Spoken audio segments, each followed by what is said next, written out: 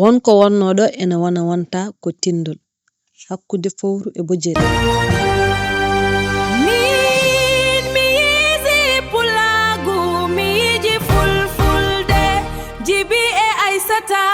ina jangina kame weltare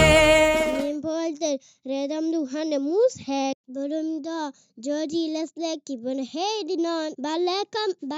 kam minyam balle kam Powal ene jodi ene wonde heegi mum tinani tan ha Bojel yetti wimo ijjam Paul an gortano wondo amma heegi les ngello lekkel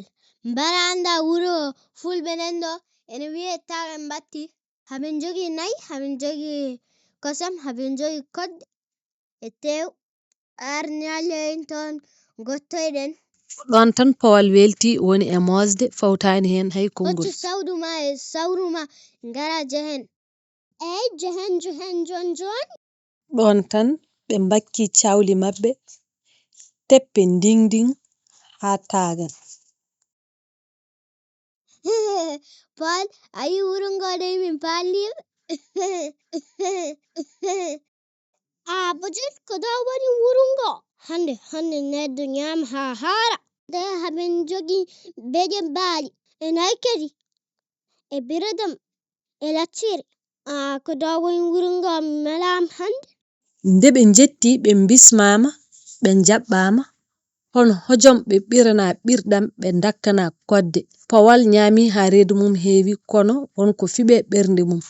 ko be moj mami yarta do drama mi wujja nyalbi mi yarta min gorta Bojel tinani min gortan mi nyam ha mi hara deke Powal fibno e ɓernde mum ko accude ha nayi duppita ara nyama gooleje ɗe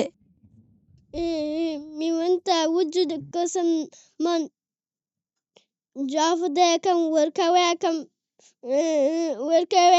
ɗum noon sukaaɓe ngol ɗo darol yiɗi wiide ko teddungal dasitake e rondete so neɗɗo yeeyima teddungal yoptu ɗum teddungal